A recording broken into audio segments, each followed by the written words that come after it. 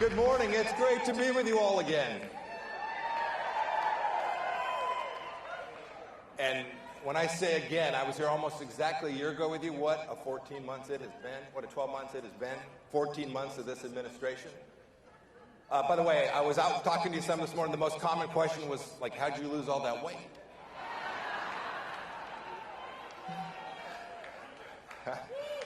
It's hard work, and pray that I can keep it off, would you all? I would appreciate that. I got asked this morning, too, do you miss the pressure? Aren't you glad you're out of the fire? I miss every single minute of it. I wish that we were back there leading America. Look, let's go through the list of just these past 14 months. What's changed? When I talked to you last year, I spoke about all the things that President Trump and I had done here and abroad for America to protect each and every one of you. In the last 14 months, we've seen governors that don't wear masks but requiring 3-year-olds to do so. We've seen a man break swimming records in girls' swimming races. We've seen a Russian dictator now terrorize the Ukrainian people because America didn't demonstrate the resolve that we did for the 4 years prior.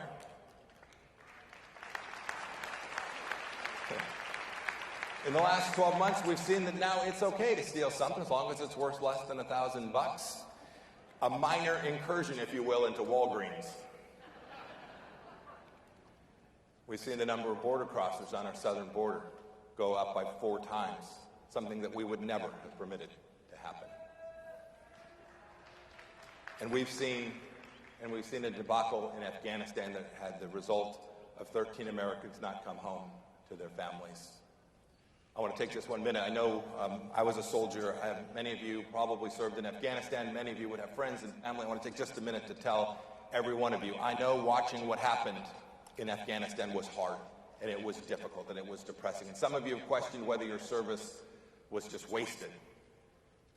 As a former Secretary of State, I want you to know that the work that you did in Afghanistan saved American lives. I saw it firsthand, that your work was noble and important. And this Secretary of State, this Secretary of State wants you to know that I love you. I thank you for your service. God bless you. You saved American lives.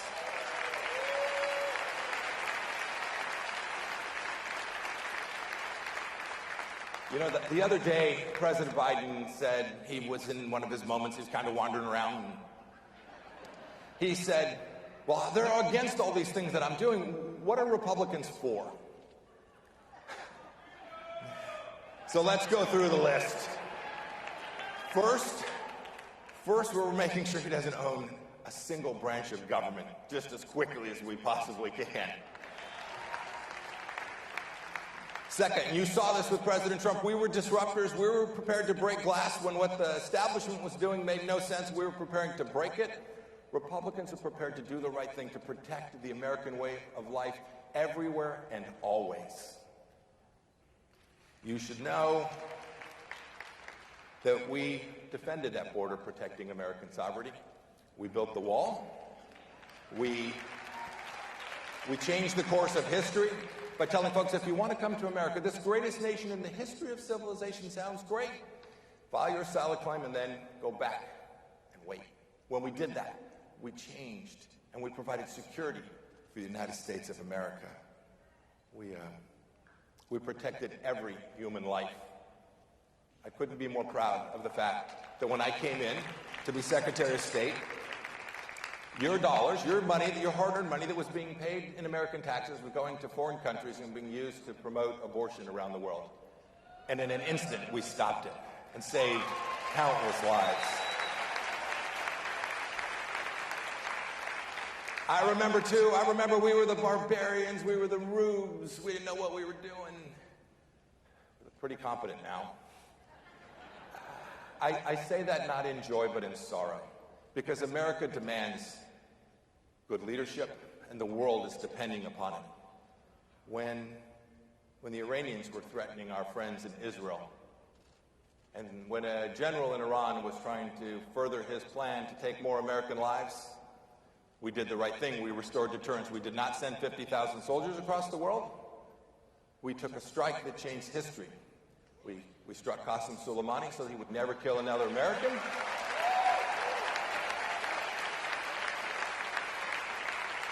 We made clear to our friends everywhere that we were going to be friends with our friends, and we moved the United States Embassy from Tel Aviv to Jerusalem, recognizing that place.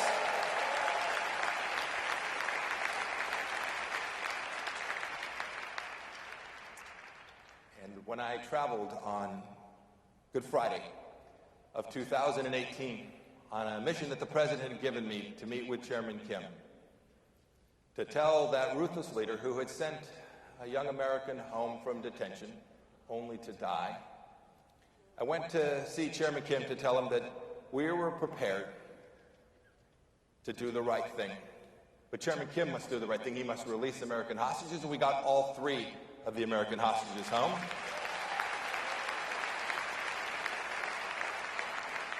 And we did not take 1 penny of yours and give it to a bad guy to get them back. We simply presented American power. We convinced Chairman Kim not to do any nuclear testing, not to conduct long-range missile testing. And as I stare at the world today and our security right here at home, the things that matter to us in our everyday life, the capacity to take care of our families, and the ability to know that we can safely walk our streets without the threat of bad guys from around the world presenting risk to us, the risk of terror, the risk of bad folks and drugs coming across our southern border, the threat of the invasion of our nation from the Chinese Communist Party.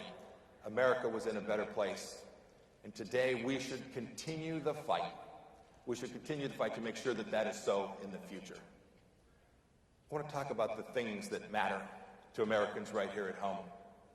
We see on our TV the bombs, the missiles, the Soviet tanks, the Russian tanks moving across Ukraine. My first assignment when I was a young lieutenant was I was in a border unit patrolling what was then the East German border. It was the last time we had Americans in Europe standing face to face with the Russians. How did we prevail? It was peace through strength. It was Reagan's model. It was the model that we used for 4 years in the Trump administration. We put America first, and we told people around the world, you cannot tread on us.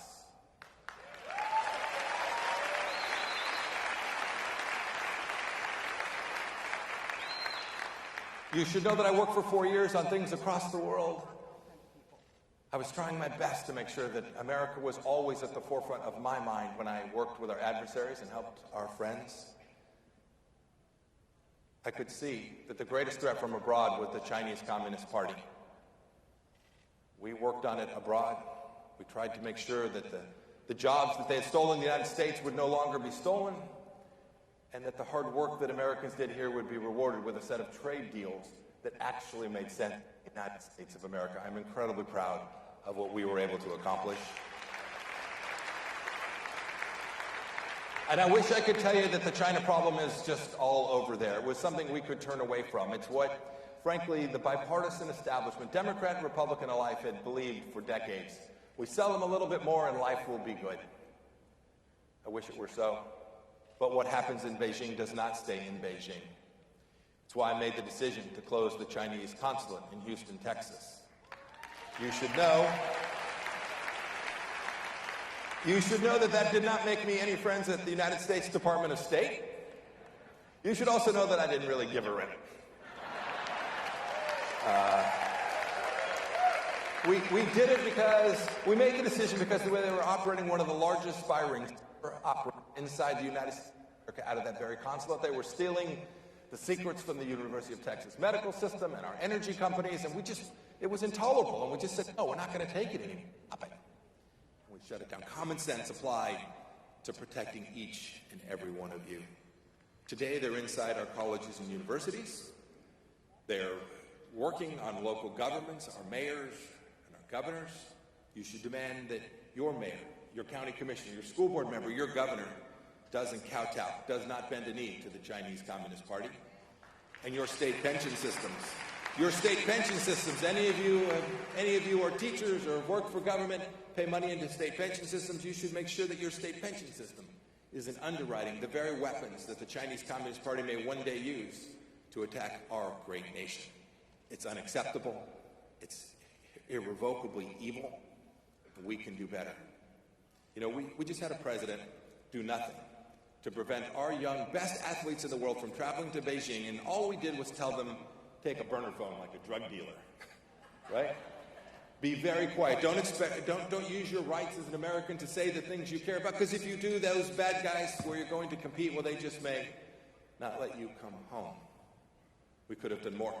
We could have prevented this event from being there. We could have made sure our athletes could do their best and compete across the world without the jackbooted thug Xi Jinping staring them down, taking their DNA, and forever changing the course of history. These are the things we're for. These are the things Republican more. We know our founding. We know that this is a nation with a deep Judeo-Christian footing, mooring. We must defend it at every turn. I've done this ever since I was a young cadet. I was even thinner then. My friends joke that I boxed at 172. I was 172 pounds. I am not scaring 172 today. We need to be prepared to stay in that fight. We need to defend these things. There's no room on the things that matter most, that parents get to direct their kids' education, that our schools should be open, our churches should be open.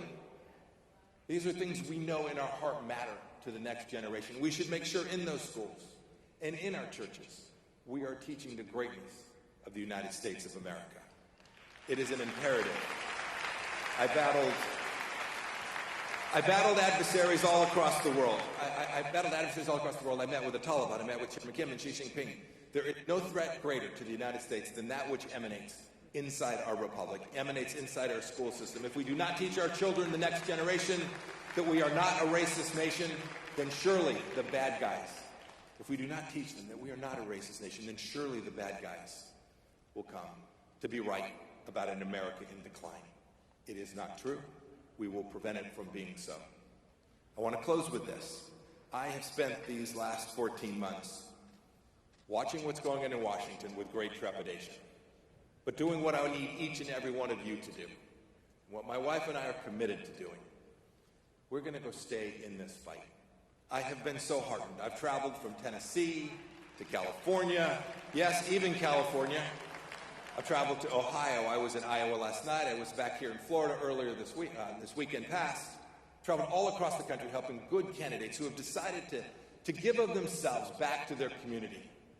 I've watched people who didn't even know where their school board meetings were being held saying, I'm going to run for school board. I've watched people sacrifice so much of their own to go fight for what matters in city council races, in county commission races, and for district attorneys. Don't we know now how much that matters? Let's be in the fight. Let's never give an inch. Let's never compromise. Let's stand on the very things that allowed you to have all the opportunity you have had in the world, that brought you here to CPAC, to stand on this conservative platform and clearly speak to America and say, humbly but boldly, this is the greatest nation in civilization, and it is not going to change on my watch. Thank you. May God bless you all, and may God continue to bless this great nation. Thank you all so much.